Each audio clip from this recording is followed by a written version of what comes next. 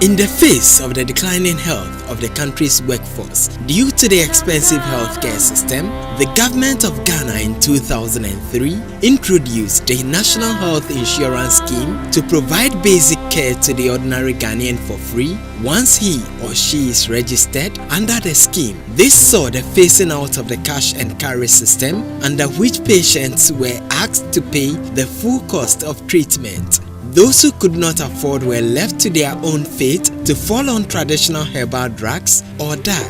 The NHIS was instituted to correct the ills of the cash and carry system, under which the disabled, poor and accident victims were asked to pay on the spot before getting health care. 8 years down the line, the insurance system seems not to be operating as envisioned by the authorities, though it is still a source of hope to many poor and vulnerable people in the country. Frank Amanfo is a 35-year-old fiscally challenged and one of the many persons who on daily basis are denied the needed health care despite being NHIS card bearers. His need for medical attention arose after he was operated on at the Nsawam Government Hospital in the eastern region of Ghana after suffering sapping pains from a ball which had to be cut open to bring him relief. After the operation, he was advised by doctors to dress his wounds at any health facility near his home for free as he was an NHIS card bearer. However, that kind of treatment was never really available to him. 3 days after the surgeons ran their knives through his foot, he had not regained the strength to dress his wounds. When he finally did, he could not believe his eyes. He was denied health care by health officials for refusing to pay a sum of 5 Ghana cedis for a service supposed to be free under the NHIS. Interestingly, he approaches a senior nursing officer at the health facility who reveals that the service he's seeking is actually free at the Amasaman Hospital. She exposes the extortion by the nurse's colleagues.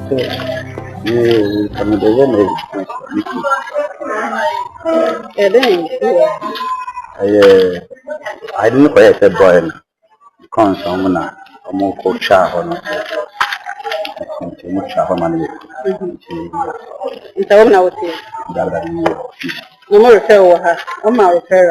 the one she made your medical notes as well and continue dressing the let me call her. Almost say on my head insurance. And you can say, go insurance. Insurance means anything. Dressing, I don't cover my just three. 3 dressing. A little more, a moose here. And I said, any chum the Albano. Well, you mean the share of a salami, you mean say, with the word said, was about 3 times. Insurance. But is this the standard practice? Frank Richard Thoblo, the Chief Executive Officer of the Health Insurance Providers Association, says such services as dressing of wounds are free under the NHIS and charges are unacceptable. Paying for the wound dressing is not acceptable. Once first situation has been taken care of, subsequent ones, the insurance take care of it. So the patient doesn't come into the picture at all. I must state this with authority that the patient doesn't come into the picture at all, unless otherwise the condition is not covered by the health insurance or whichever insurance the person might be dealing with, be it private or the national insurance. If it is not covered, so be it. But if it is covered, the insurance takes care of it. Limping on his sore-inflicted foot, Frank Amanfo commutes to the Nsawam Government Hospital to dress his wounds. A ritual, if stopped, might make the sore infected and difficult to heal. Over here, he is lucky. At the Nsawam Hospital, it is free to access general services, which Frank is badly in need of. The only luck here is that he has to buy his own disinfectants. What has accounted for these systematic failures in the health insurance system, which is supposed to correct the ills of the cash and carry system preceding it that came to be considered unsuitable. To ascertain the extent to which these endemic flaws of the NHIS are affecting the ordinary citizenry, TV Africa's Kwete Nate went undercover as a patient badly in need of help at one of the accredited private clinics in the Greater Accra region. This reporter, posing as a patient in a critical condition, observed that one had to pay for laboratory tests and drips, services which are supposed to be covered under the NHIS. Without money, a patient is denied access to these services. Bearers of NHIS cards have to queue for not less than 2 hours before getting the chance to see a doctor, sometimes with the frustration degenerating into verbal exchanges among patients. What presumably was free was the ID card and care provided by hospital during the investigation. The negligence of some health officials, particularly nurses, was glaring, as it took a nurse 20 minutes to attend to this reporter whose blood was oozing through a faulty drip. The only drug the investigator turned patient suffering from food poisoning was supplied free of charge under the NHIS was the painkiller called paracetamol. The rest of the drugs were prescribed to be bought by the reporter. Never mind, they were supposed to be provided for free. You can see the first one. What about the other two? The third one. You have the third one.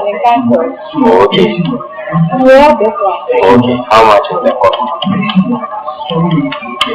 That will be 40 80%. To find out what the situation pertains outside the Greater Accra region, TV Africa News visited a government hospital at Suhum in the eastern region. One striking revelation there was that health officials extort monies from patients on the NHIS before preparing their ID cards.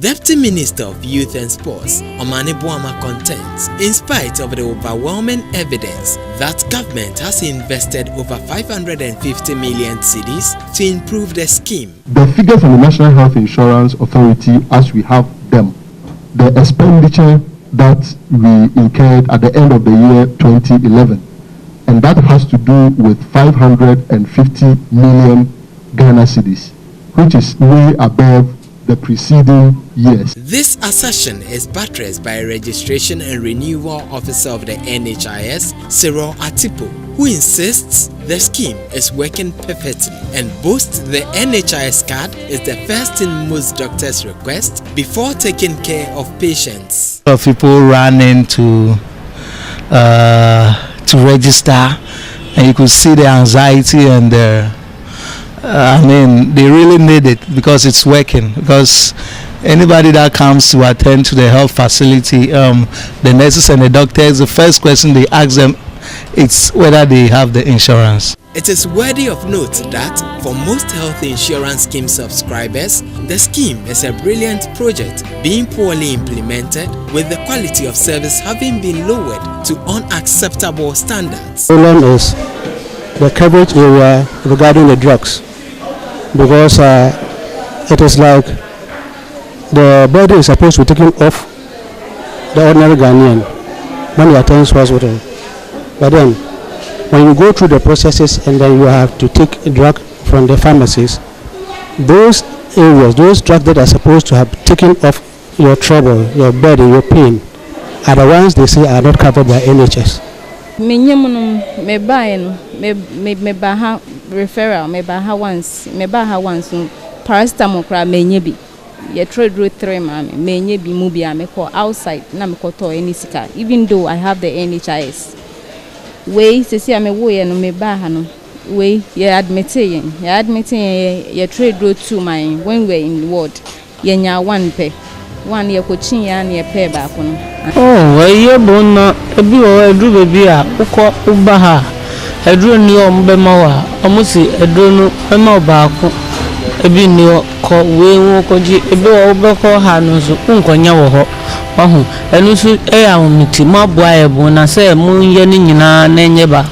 who choose to pay for services at the various health facilities as a measure of assessing health care within the shortest possible time are made to pass through harrowing experiences. Kwetenati went undercover once again in some hospitals in the Greater Accra region to reveal that some practices by health professionals leave one to wonder whether health institutions are turning into places of hope or doom and pain. At the 37 Military Hospital, a middle-aged woman looking frustrated was left on the floor of the outpatient department for about 20 minutes before a nurse came to tell her relatives to rush her to another hospital because there was no doctor to attend to her. At the Tema General Hospital, a student who was rushed in a critical condition had to lie helpless in a wheelchair for 10 minutes for his colleague to prepare a folder for her to be taken care of. The nurse on duty had to rely on a student and a security person to get the girl onto a stretcher.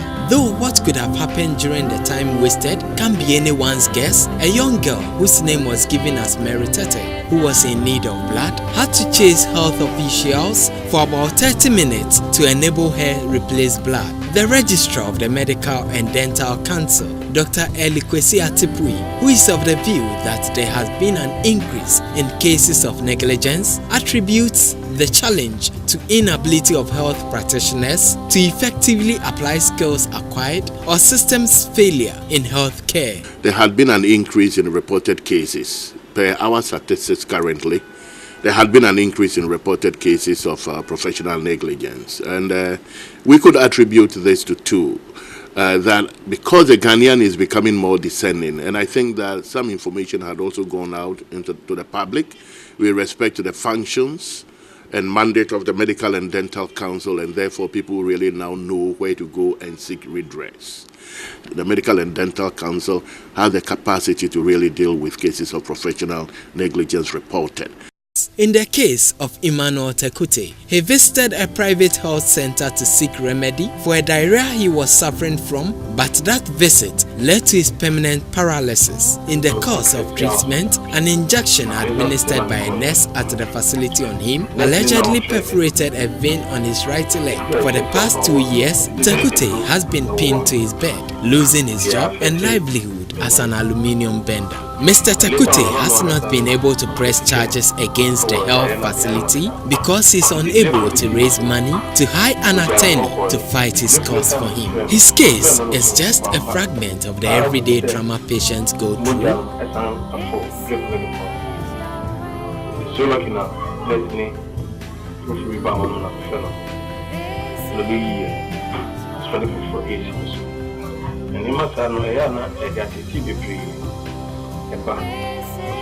Because of the negligence rife at Ghana's hospitals under the National Health Insurance Scheme.